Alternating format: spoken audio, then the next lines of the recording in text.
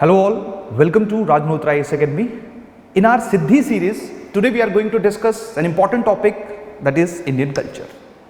Indian culture की अगर बात की जाए तो एग्जाम पॉइंट ऑफ व्यू से ये बहुत ही छोटा सब्जेक्ट है, बहुत ज़्यादा सवाल, बहुत ज़्यादा क्वेश्चंस इसके ऊपर नहीं पूछे जाते हैं, लेकिन फिर भी जिस तरह के क्वेश्चंस आज तक पूछे गए हैं राइट फ्रॉम 2013, उनके नेचर को देख के हम लोग एक चीज़ समझ सकते हैं कि उन क्वेश्चंस को करना कंपैरेटिवली बहुत ज़्यादा आसान है। यह आसान इसलिए है क्योंकि आर्ट एंड कल्चर का सिलेबस क्लियरली डिफाइंड है हमारे यूपीएससी के अंदर, और जितने भी क्वेश्चन आज तक पूछे गए हैं वो डायरेक्टली सिलेबस से ही पूछे गए हैं। तो आज के लेक्चर में हम लोग उन 3 इंपॉर्टेंट थीम्स के ऊपर डिस्कस करेंगे जिनके ऊपर आज तक यूपीएससी ने सवाल पूछे हैं। साथ में हम लोग देखेंगे कि उन थीम्स के ऊपर किस तरह के क्वेश्चन यूपीएससी के द्वारा पूछे गए हैं, और लास्ट में एक क्वेश्चन हम डिस्कस करेंगे और साथ में मैं आपको एक क्वेश्चन करने का टारगेट भी दूंगा। कल्चर की एक खासियत है, कल्चर में आंसर राइटिंग बहुत ज़्यादा एक्सपर्टीज आंसर राइटिंग की नहीं चाहिए, क्योंकि जितने भी क्वेश्चन आज तक पूछे गए हैं वो मोर और लेस डायरेक्ट क्वेश्चन है। अगर आपको कल्चरल एस्पेक्ट के बारे में आइडिया है, कल्चरल एस्पेक्ट के बारे में पता है, तब आप उन सवालों को, उन क्वेश्चंस को बहुत ईजिली एड्रेस कर सकते हो। क्लियर? देखिए, इस सब्जेक्ट के ऊपर हर एक यूपीएससी के अंदर हर एक सब्जेक्ट, हर एक टॉपिक का डिफरेंट स्ट्रैटेजी रहता है, किसको हमने ज़्यादा फोकस करना है, किसको हमने कम फोकस करना है। तो कल्चर के बारे में मैं आपको एक चीज़ क्लियरली पहले ही बता देता हूं कि जो कल्चर है 2013 से लेके 2019 तक अगर उसको मैं ट्रैक करूंगा तो नंबर ऑफ क्वेश्चंस में वेरिएशन रही है। जैसे 2013 में 3 क्वेश्चन कल्चर से पूछे गए थे, 14 में 4 थे, 15 में 2, 16 में 2, 17 में 2, 18 में 3, 19 में 2। क्लियर? तो जो नंबर ऑफ क्वेश्चंस है, आप लोग देखो कि जो रेंज है 2 से 4 क्वेश्चन जो हैं वो कल्चर के ऊपर पूछे गए हैं। और एक सिंपल सी बात यहाँ पे है, 2 से 4 क्वेश्चंस का सिंपल सा मतलब है कि आपका जो मार्क्स का रेंज है, वो मार्क्स की रेंज जो है वो 20 मार्क्स से लेके 50 मार्क्स के बीच में ऑन एन एवरेज जो है वो आपके कल्चर के ऊपर सवाल पूछे जाते हैं। तो GS1 जिसमें जो 250 नंबर का आपका पेपर है, अगर उसमें 50 नंबर का, 40 नंबर का कल्चर आ रहा है तो हम इसको ये नहीं कह सकते हैं कि ये इंपॉर्टेंट नहीं है। काफ़ी स्टूडेंट्स ये गलती करते हैं जो कि कल्चर को बहुत ज़्यादा इंपॉर्टेंस, बहुत ज़्यादा तवज्जो नहीं देते हैं कि अरे क्या 2 सवाल ही तो आ रहे हैं। लेकिन यूपीएससी जनरल स्टडी में आप लोगों के पास ऑप्शन नहीं है किसी भी क्वेश्चन को छोड़ने का। हर क्वेश्चन वहाँ पे इंपॉर्टेंट है, हर क्वेश्चन बहुत ज़्यादा रिलेवेंट है। तो कल्चर को अगर हम लोग थोड़ा सा ढंग से अंडरस्टैंड करें, सिलेबस को थोड़ा सा डिकोड कर ले, तो आई डोंट थिंक आप लोग बहुत ज़्यादा प्रॉब्लम फेस करोगे कल्चर रिलेटेड क्वेश्चन को सॉल्व करने में।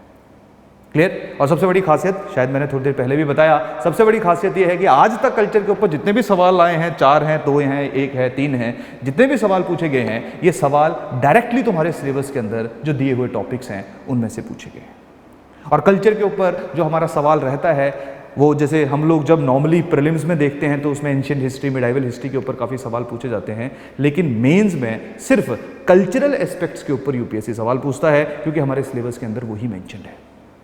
तो आज के लेक्चर में हम लोग यही डिस्कस करेंगे। सबसे पहले हम लोग डिस्कस करेंगे important themes of Indian culture जिनके ऊपर सवाल पूछे गए हैं या पूछे जा सकते हैं।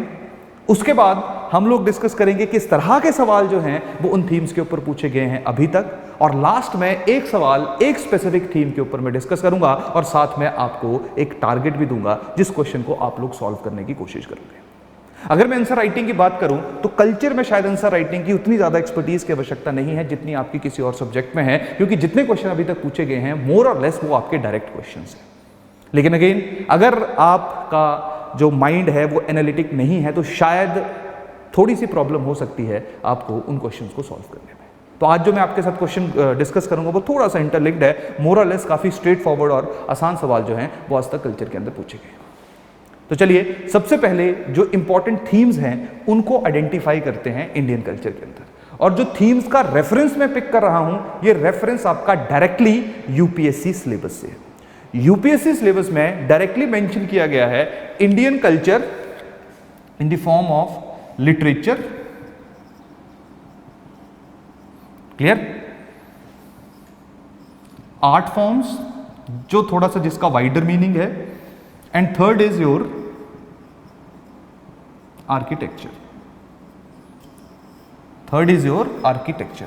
तो हम लोग थीम्स को डायरेक्टली रिलेट करेंगे सिलेबस के साथ। तो 3 तरह के सवाल जो हैं आज तक 2013 से लेके 2019 तक कल्चर के ऊपर पूछे गए हैं। अगर मैं लिटरेचर की बात करूंगा तो लिटरेचर की जो आपकी शुरुआत है वो डायरेक्टली वैदिक लिटरेचर से शुरू हो जाता है। वैदिक लिटरेचर के बाद आपका बुद्धिज्म और जैनिज्म लिटरेचर हम लोगों के लिए इंपॉर्टेंट है। उसके बाद modern and post modern literature हमारे लिए रेलेवेंट है। देन गुप्ता लिटरेचर हम लोगों के लिए रेलेवेंट है। उसके बाद आपका पोस्ट गुप्ता लिटरेचर, उसके बाद हमारा मिडाइवल पीरियड में डेवलप्ड जो आपका मुगल या जो आपका दिल्ली सल्तनत का लिटरेचर है वो हम सब लोगों के लिए जो है वो काफ़ी हद तक जो है वो रेलेवेंट है। उसके साथ में जो लिटरेचर आपका भक्ति या सूफी मूवमेंट के दौरान डेवलप हुआ वो भी हमारा जो है वो इसी लिटरेचर या इसी स्पेसिफिक थीम के अंदर आएगा। जैसे थोड़ा सा मैं आप लोगों के साथ डिस्कस करूं, क्योंकि आज की जो हमारी थीम रहेगी वो आर्किटेक्चर है, लेकिन थोड़ा सा इंट्रोडक्शन में आपको कल्चर के बारे में दे देता हूं। अगर मैं बात करूं यहां पे लिटरेचर की, तो लिटरेचर के ऊपर जो क्वेश्चन या सवाल पूछा गया वो आपका पूछा गया पोस्ट मॉडर्न पीरियड के ऊपर या पोस्ट मॉडर्न पीरियड में संगम लिटरेचर के ऊपर। संगम लिटरेचर का कंट्रीब्यूशन, संगम लिटरेचर के फीचर्स, कैरेक्टरिस्टिक्स के ऊपर जो है वो यूपीएससी एक बार यूपीएससी के द्वारा सवाल पूछा जा चुका है। उसी तरह से जो भक्ति सेंट्स और सूफी सेंट्स हैं उनकी कंट्रीब्यूशन, जो कि उनके द्वारा लिखे हुए लिटरेचर से हमें आइडिया लगता है, से हमें पता लगता है, उनके ऊपर भी क्वेश्चन पूछा जा चुका है। जैसे भक्ति मूवमेंट में चैतन्य महाप्रभु के बारे में जो है वो सवाल यूपीएससी के द्वारा पूछा गया है। क्लियर? नो डाउट हम लोग इसको लिटरेचर में रख रहे हैं, भक्ति एंड सूफी मूवमेंट, जिसका फोकलोर के साथ जो लोगों की कहानियां हैं, फोक टेल्स हैं, उनके साथ भी काफ़ी संबंध है। क्लियर? लेकिन अब कैटेगराइजेशन में जो भक्ति एंड सूफीज्म है इसको हम लोगों ने लिटरेचर के अंदर कैटेगराइज किया, क्योंकि इस स्पेसिफिक मूवमेंट के थ्रू जो है वो हमारे देश में मल्टीपल रीजनल लिटरेचर जो है वो डेवलप होने शुरू हुए थे, चाहे वो पंजाबी है, चाहे वो बंगाली है, चाहे वो कन्नड़ा है, चाहे वो मराठी है। क्लियर? उसी तरह से अगर मैं मिडाइवल पीरियड की बात करूंगा तो मिडाइवल पीरियड में विजयनगर एम्पायर में जो कृष्णदेव राजे थे उनके लिटरेचर कंट्रीब्यूशन के ऊपर भी सवाल पूछा जा चुका है। तो आप लोग एक चीज देखिए कि इन्होंने लिटरेचर यहां पे लिख दिया, तो लिटरेचर का मतलब तो वाइड है, नो डाउट, लेकिन अगर हमें आइडिया है 4-5 फेजेस में जब हम हिस्ट्री को डिवाइड करते हैं तो उस हिस्ट्री को डिवीजन के बाद जो है वो हमें इस तरह को कैटेगराइज करना, इन चीज़ों को अंडरस्टैंड करना कंपैरेटिवली बहुत ज़्यादा आसान हो जाता है, अगर हमें पता है कि सिलेबस किस तरह का है और किस तरह के क्वेश्चन जो है वो आज तक पूछे गए हैं या किन थीम्स के ऊपर सवाल पूछे जाते हैं। तो मोर और लेस लिटरेचर थीम में जो क्वेश्चंस का नेचर है वो भी सेम है कि आपको पता होना चाहिए। जैसे संगम लिटरेचर की इंपॉर्टेंट किताबों के बारे में, बुक्स के बारे में आपको पता होना चाहिए, चाहे आपको इटू टोगाई के बारे में पता है, पट्टू पट्टू के बारे में आपको पता है, या एपिक्स के बारे में पता है, सिलापाथीग्रम के बारे में आपको पता है, मनी मेघलाई के बारे में आपको पता है, तो उन बुक्स में क्या लिखा हुआ है, उन बुक्स से वहाँ की सोसाइटी, वहाँ की इकोनॉमी, वहाँ की पॉलिटी की किस तरह से रिफ्लेक्शन होती है, उसके बारे में अगर आपको थोड़ा सा आइडिया है तो इस तरह के सवाल को करना बहुत ज़्यादा आसान रहता है।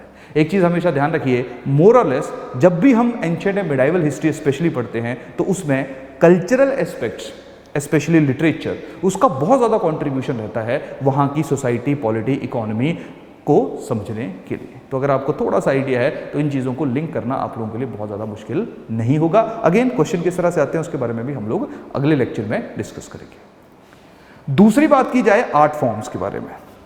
अब देखिए यार, आर्ट फॉर्म जो है उसका जो मतलब है वो थोड़ा सा वाइड है, थोड़ा सा ब्रॉड है।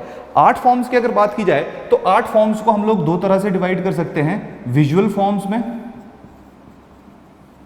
और विजुअल आर्ट फॉर्म में और परफॉर्मिंग आर्ट फॉर्म।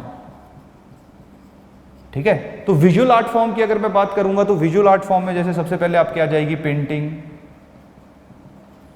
ठीक है, स्कल्पचर, ठीक है, पॉटरी, ठीक है, ड्राइंग। और अगर मैं परफॉर्मिंग आर्ट की बात करूंगा इसमें आ जाएगा आपका dance, music, drama, theatre, movies. Clear? तो जैसे आर्ट फॉर्म के ऊपर जो आज तक सवाल पूछा गया, जैसे स्कल्पचर के ऊपर जो है वो आपसे 2-3 बार पिछले 4-5 सालों में सवाल पूछा गया है, जहां पे गांधारा आर्ट ऑफ स्कल्पचर जो है उसके फीचर्स की बात की गई है कि जहां जहां से गांधारा स्कल्पचर आर्ट के ऊपर जो जो इन्फ्लुएंस पड़ रहा है, ग्रीक्स का क्या इन्फ्लुएंस है, रोमन्स का क्या इन्फ्लुएंस है, सेंट्रल एशियन का क्या इन्फ्लुएंस है, क्योंकि बेसिकली जो हम कैरेक्टरिस्टिक्स देखते हैं गांधारा आर्ट की वो पूरे की पूरी आपकी फॉरेन एक तरह से फॉरेन कैरेक्टरिस्टिक्स को गांधारा आर्ट ने इम्बाइब किया था अपने अंदर। तो यही कारण है कि जब सवाल पूछा गया तो आपसे यही पूछा गया कि बताइए सेंट्रल एशिया से इनके अंदर कौन सी कैरेक्टरिस्टिक्स है, सेंट्रल एशिया से क्या गांधारा आर्ट के अंदर आया, ग्रीक से क्या आया और रोमन से क्या आया। क्लियर। उसी तरह से गुप्ता पीरियड में न्यूमिस्मेटिक आर्ट्स के ऊपर क्वेश्चन पूछा गया। क्लियर। तो मोरलेस अगर आप लोग देखोगे तो आपसे बहुत ज़्यादा मुश्किल सवाल यूपीएससी के द्वारा नहीं पूछे गए हैं, उनको डिकोड करना, उनको समझना कंपैरेटिवली आसान है। डांस के ऊपर तांडव डांस आप लोगों ने शिवा का सुना होगा, शिव जी का जो तांडव डांस है उसको एक्सप्लेन करने के लिए भी यूपीएससी कह चुका है।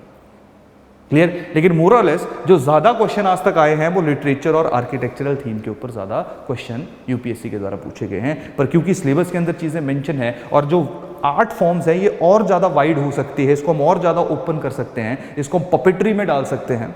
क्लियर है। इसकी जो एक्सपेंशन है वो और ज्यादा की जा सकती है। डन। तो यही कारण है कि फिल्म मेकिंग आपकी जो है वो आर्ट फॉर्म के अंदर आ सकती है। तो इसका जो मतलब है वो बहुत ज़्यादा बड़ा है। तो ज़्यादा सवाल या अगर कभी ट्रिकी क्वेश्चन पूछा जाएगा तो वो चांसेस होंगे आर्ट फॉर्म से, क्योंकि आर्किटेक्चर और लिटरेचर हम लोगों को बिल्कुल क्लियर कट पता है कि कहाँ कहाँ किस किस स्पेसिफिक टाइम पे जो है वो उसकी डेवलपमेंट हुई है। और जो मैं बात कर रहा हूँ यहाँ पे कल्चर की, तो जो कल्चर की आपकी डेवलपमेंट है मोर और लेस एंशिएंट और मिडाइवल पीरियड की है, लेकिन सिलेबस के अंदर जो है वो मॉडर्न पीरियड की भी बात की गई है। तो जो लिटरेचर आपका ब्रिटिश पीरियड में भी डेवलप हुआ, ब्रिटिश टाइम पे भी डेवलप हुआ, उस लिटरेचर को भी आप लोगों को थोड़ा सा समझना पड़ेगा, देखना पड़ेगा, चाहे वो हिंदुस्तानियों का लिटरेचर है, चाहे वो अंग्रेजों के द्वारा लिखी हुई किताबें हैं। तो कल्चर जो है एंशिएंट, मिडाइवल और जो आपका मॉडर्न हिस्ट्री में जो जो चीज़ें आप स्टडी करते हो, रीड करते हो, वो सारे के सारे एस्पेक्ट्स जो हैं वो इसके अंदर कवर किए जाते हैं। तीसरी चीज आपकी आ जाएगी, दैट इज योर आर्किटेक्चर। देखिए आर्किटेक्चर एक ऐसी चीज है जिसकी शुरुआत, आर्किटेक्चर एक ऐसी चीज है जिसकी शुरुआत बहुत पहले हो गई थी। आर्किटेक्चर जो है वो आप लोग जैसे प्री हिस्टोरिक आर्किटेक्चर,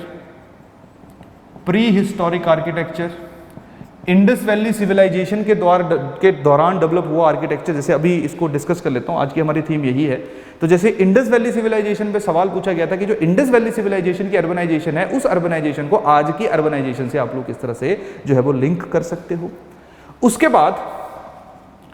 बाद मॉडर्न पीरियड में डेवलप हुआ तुम्हारा आर्किटेक्चर, जिसमें बेसिकली स्टूपास को जो है वो आपका कंस्ट्रक्ट किया गया। तो स्टूपास के ऊपर जो है वो सवाल पूछा गया है, आज हम उसी सवाल को डिस्कस करेंगे। क्लियर। उसी के साथ जो है वो आपका पोस्ट मॉडर्न पीरियड में या आपका गुप्ता पीरियड में, पोस्ट गुप्ता पीरियड में डेवलप हुआ आर्किटेक्चर। पोस्ट मॉडर्न पीरियड में आपका मोर और लेस जो बुद्धिस्ट आर्किटेक्चर था वही डेवलप हुआ था, लेकिन गुप्ता और पोस्ट गुप्ता पीरियड में जो आर्किटेक्चर डेवलप हुआ उसके ऊपर यूपीएससी सवाल पूछ चुका है, वो था आपका टेम्पल आर्किटेक्चर। इसमें चोला आर्किटेक्चर, जिसको सबसे प्राइम टाइम माना जाता है, टेम्पल आर्किटेक्चर इन इंडिया, उसके ऊपर सवाल पूछा गया है। यह क्वेश्चन आज का आपका टारगेट रहेगा। क्लियर। उसी तरह से उसके बाद आपका मुगल आर्किटेक्चर, आपका जो है वो दिल्ली सल्तनत के दौरान डेवलप हुआ आर्किटेक्चर। उसके साथ जो आपकी डेक्कन सल्तनत सी सदन रियासतें थी, जिसमें आपके डेक्कन किंगडम्स थे, जिसमें आपका बहामनी किंगडम बाद में, पहले बहामनी किंगडम था, उसके साथ आपका विजयनगर एम्पायर था। इस सब का आर्किटेक्चरल कंट्रीब्यूशन जो वो आपको आइडिया होना चाहिए। और सबसे लास्ट में जो आपका आर्किटेक्चर डेवलप हुआ ड्यूरिंग ब्रिटिश पीरियड, उसके बारे में भी आपको पता होना चाहिए। तो जैसे जितना आपका जो है वो प्रेसिडेंट हाउस या जो आपकी पार्लियामेंट बनी है, ये सारी की सारी आपकी ब्रिटिश आर्किटेक्चर के दौरान जो है वो डेवलप हुई है, ये उसके कंट्रीब्यूशन में उसको डाला जाता है। तो आप जब आर्किटेक्चर को देखोगे तो right from pre historic period till British rule आपको आर्किटेक्चर के बारे में आइडिया होना चाहिए। क्लियर। तो सवाल आई थिंक आपको थोड़ा सा आइडिया लगा होगा कि किस तरह से, किन थीम्स में किस तरह से जो है वो आज तक यूपीएससी के द्वारा सवाल पूछे गए हैं। आसान भाषा में कल्चर के अंदर सिर्फ 3 थीम्स ही हैं। First theme is your literature, second is your art forms, third is your architecture. और 1-2 सवाल ऐसे पूछे गए जहां पे इन तीनों थीम्स को हम लोगों को यूज करके आंसर करना था। उसको मैं डिस्कस करूंगा जिस दिन हमारा कल्चर का लास्ट लेक्चर होगा। तो आज के लेक्चर में हम लोग एक इंपॉर्टेंट थीम डिस्कस करेंगे और वो थीम आपकी है that is your architecture. Clear. तो आर्किटेक्चर के बारे में थोड़ा सा तो वैसे मैंने आप लोगों को इंट्रोडक्शन दे दिया कि जो आर्किटेक्चर थीम है उसके ऊपर किस तरह का सवाल जो है वो पूछा गया है। तो चलिए एक क्वेश्चन डिस्कस कर लेते हैं और उस क्वेश्चन को देखते हैं कि कैसे एक स्टैटिक इंफॉर्मेशन, क्योंकि कल्चर बहुत ज़्यादा इंटरप्रिटेशन बेस्ड आपका सब्जेक्ट नहीं है, कि एक सिंपल सा जो आपका क्वेश्चन है, जो नॉर्मल फैक्ट्स भी अगर आपको पता है उनके ऊपर भी आप उसको कर सकते हो, लेकिन सुनने में वो थोड़ा सा कॉम्प्लेक्स लगेगा। तो वो क्वेश्चन आपका है क्वेश्चन है, तो साथ साथ आप लोग भी लिखिए इसको और इसको डिसाइफर डिकोड करने की कोशिश करिए और देखिए कि जैसे मैं कर रहा हूं कि आप उसको उसी तरह से कर पा रहे हो या नहीं कर पा रहे हो। That is your early Buddhist stupa art while depicting folk motif। Motive का मतलब होता है आइडिया, ऑब्जेक्ट और कंसेप्ट, जो बार बार किसी चीज के अंदर रिपीट होता है, motive and narratives successfully expound Buddhist ideals, elucidate. ये आपका 2016 में यूपीएससी में ये सवाल जो था वो आपका पूछा गया था। क्लियर है? 2016 में सवाल को पूछा गया, बिल्कुल इजी सवाल है। इलूसिडेट का मतलब ये है कि जो भी आप आर्गुमेंट देंगे, जो भी आप बताओगे कि किस तरह के बुद्धिस्ट आइडल्स है, तो उनको आपको साथ में एक्सप्लेन करना पड़ेगा, सिंप्लीफाई करना पड़ेगा। क्लियर? तो जैसे एक्सप्लेन तो नहीं, सिंप्लीफाई करना पड़ेगा। जैसे अब देखिए यहां पे आइडेंटिफाई करिए सबसे पहले आपके कीवर्ड कौन कौन से। सबसे पहला कीवर्ड है अर्ली बुद्धिस्ट स्टूपा आर्ट, तो इसका मतलब कि बिल्कुल इनिशियल पीरियड की बात हो रही थी, जब मॉडर्न पीरियड में आपके स्टूपा आर्ट की डेवलपमेंट होनी शुरू हो गई थी। Clear? While depicting folk motifs and narratives, जो लोगों की कहानियां हैं या कुछ ऐसे ऑब्जेक्ट्स हैं जो बार बार, जैसे मोटिव का मतलब एक ऐसी चीज जो बार बार, जैसे मान लो घरों के अंदर अगर आपका एक स्पेसिफिक टाइप ऑफ दरवाजा है, जैसे मुगलों के जो दरवाजे हुआ करते थे वो बड़े बड़े हुआ करते थे या वो जाली वर्क को यूज किया करते थे, तो एक ऐसा ऑब्जेक्ट, एक ऐसी चीज जो बार बार यूज हो रही है। Narrative successfully expound Buddhist ideals, तो इस स्टेटमेंट को हम लोगों ने जो है वो इलूसिडेट करना है। क्लियर? तो अब देखिए इसको किस तरह से इलूसिडेट किया जाएगा। अब देखो सिंपल सी बात है, अब यहां पे दो चीजें इंपॉर्टेंट है। यहां पे आप लोगों को इंटरलिंकेज करना पड़ेगा। इंटरलिंकेज किसके साथ करना पड़ेगा? जो आपके बुद्धिस्ट आइडियल्स हैं उनको किसके साथ? जो आपके स्टूपाज में यूज किए हुए मोटिव या नैरेटिव्स थे। क्लियर? तो इसको देखते हैं। जैसे अगर मैं बुद्धिस्ट आइडियल्स की बात करूं तो बुद्धिस्ट किसकी आइडियल्स में क्या निर्वाण की बात करते हैं, संसार की बात करते हैं। संसार में बोलते हैं कि पूरा का पूरा संसार जो है वो दुखों के अंदर भरा हुआ है और इसमें बताया गया है कि दुखों का कारण क्या है? डिजायर है। Clear? Desire is the main cause of sorrow. फिर उसमें बताया गया है कि किस 8 फोल्ड पाथ जिनके थ्रू जो है वो आप निर्वाण प्राप्त कर सकते हो। क्लियर? उसके बाद जो है वो कर्म की बात की गई। क्लियर? यही सारे के सारे आइडल्स हैं। उसके बाद cycle of birth and death की बात की गई, जिसमें जब तक आपको मोक्ष प्राप्त नहीं होता है, निर्वाण प्राप्त नहीं होता है, तब तक आपको बार बार जो है वो जन्म लेना पड़ेगा। क्लियर? डन? यहां पे किसी भी तरह की जो डिस्क्रिमिनेशन है वो नहीं होगी, उसकी बात की गई। इरिस्पेक्टिव ऑफ कास्ट हर एक को जो है वो ओपनली बुद्धिज्म ने इक्वल कंसीडर किया था। क्लियर? अब सवाल आएगा कि ये कुछ आपके, या जैसे एनलाइटमेंट जो है वो आपको तब प्राप्त होगी जब आपको निर्वाणा होगा या मोक्ष प्राप्त होगा। क्लियर? तो ये सारे के सारे जो आपके बुद्धिस्ट आइडियल्स हैं ये कैसे स्टूपा के अंदर जो डिपिक्ट किए हुए फोक मोटिव्स और नैरेटिव्स थे उनके थ्रू जो है वो रिप्रेजेंट किया गया। अब सबसे पहले तो देखते हैं स्टूपास किस तरह से थे। हम सब लोगों को पता था स्टूपा जो है वो आपका ऐसे अंडा शेप में था, ऐसे होता था स्टूपा। क्लियर? इसके ऊपर जो था वो आपका एक छोटा सा प्लेटफॉर्म था, इसको हम कहते हैं अंडा, इसको हम कहते हैं दैट इज योर हर्मिका। और हर्मिका के ऊपर जो थे वो आपकी छत्र हुआ करता था, छतरी हुआ करती थी। और कितने छत्र थे आपके? 3 छत्र हुआ करते थे। क्लियर? उसके साथ ही जो आपका एंट्री थी, जो आपकी एंट्री थी स्टूपास की, वहां पे तोराना हुआ करता था, गेटवे हुआ करता था। क्लियर? ये इसी तरह का स्ट्रक्चर है नन।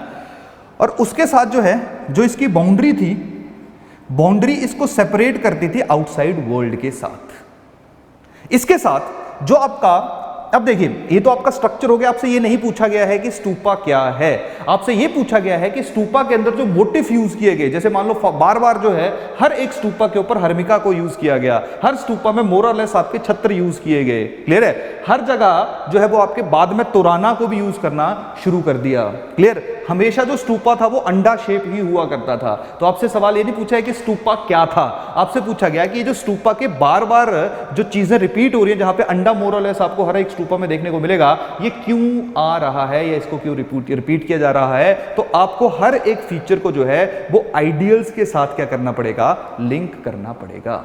जैसे जो तोराना हुआ करते थे, जो गेटवे हुआ करते थे, वहां पे आप सब लोगों को पता होगा तोराना के ऊपर जो है, अब देखो यही इलुसिडेशन है, वहां पे जाटकाज हुआ करती थी। जाटका क्या थी, आपकी बर्थ स्टोरीज ऑफ बुद्धा।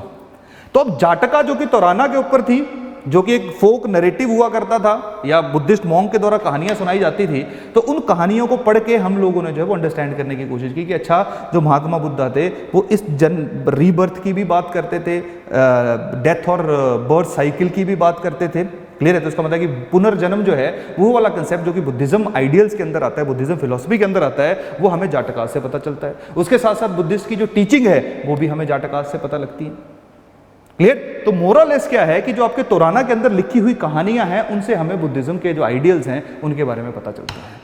हम बुद्धिज्म का, बुद्धा का संसार के बारे में क्या कहना है, बुद्धा का कर्म के बारे में क्या कहना है, निर्वाण के बारे में क्या कहना है, वो सारे के सारे जो नैरेटिव्स कहानियां आपकी तोराना के ऊपर लिखी गई हैं वहां से हम लोगों को आइडिया लगता है, क्लियर। उसके साथ ये जो छतरी है, ये जो छतरी है जहां पे आपके 3 छत्र रखे गए थे, तो आप सब लोगों को पता है कि 3 पिलर्स ऑफ बुद्धा, बुद्धिज्म के 3 पिलर्स हैं। कौन कौन से हैं, संघा है, बुद्धा है, और तीसरा कौन सा है आपका, धर्म है, क्लियर है। तो 3 जो पिलर हैं, ये 3 छतरियां जो हैं वो आपकी उन 3 पिलर्स को रिप्रेजेंट करती हैं।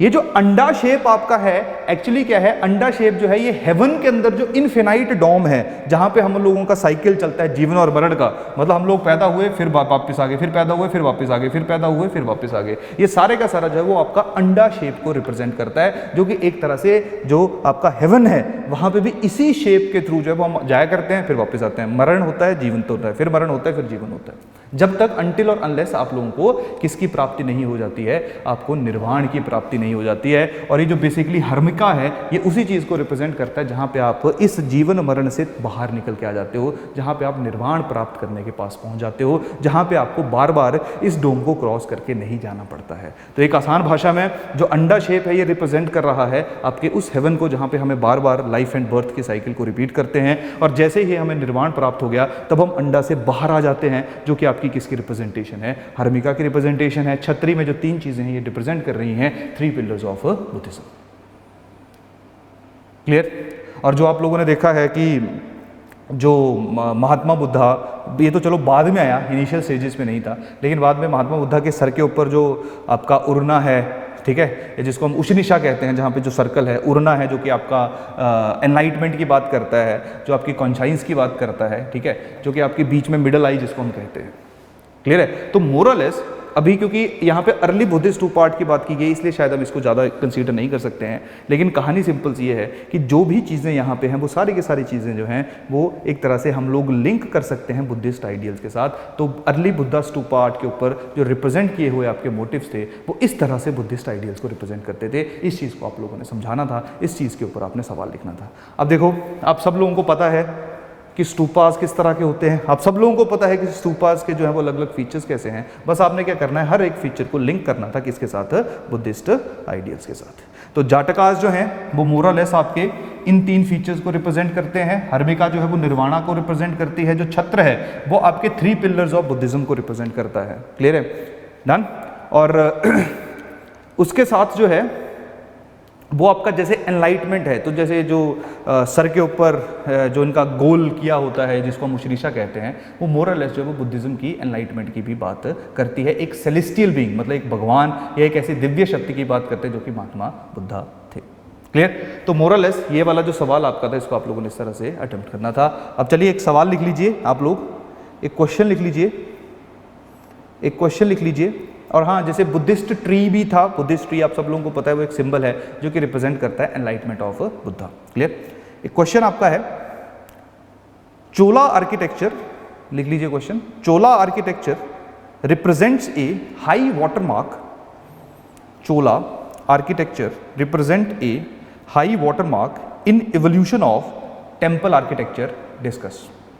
चोला architecture represent a high watermark in the evolution of temple architecture, full stop, discuss. तो इसमें चोला आर्किटेक्चर के बारे में आपको बताना है। अगेन बिल्कुल स्ट्रेट फॉरवर्ड क्वेश्चन है, अगर आपको चोला आर्किटेक्चर का टेम्पल आर्किटेक्चर में कॉन्ट्रीब्यूशन के बारे में आइडिया है। क्लियर? तो ये था हमारा सिद्धि सीरीज के ऊपर पहला सवाल, पहली थीम, जिसमें एक क्वेश्चन हम लोगों के द्वारा डिस्कस किया गया। अब जैसे जैसे हम आगे बढ़ते जाएंगे वैसे वैसे 2 थीम्स के ऊपर डिस्कस करेंगे। क्लियर? तो 2 लेक्चर और जो है वो हमारे कल्चर के ऊपर रहेंगे, जिसमें हम लोग आर्ट फॉर्म्स और साथ में जो आपका लिटरेचर है उसके ऊपर डिस्कस करेंगे। तो आज के लेक्चर को मैं यहीं पे कंक्लूड कर रहा हूँ। थैंक यू, धन्यवाद।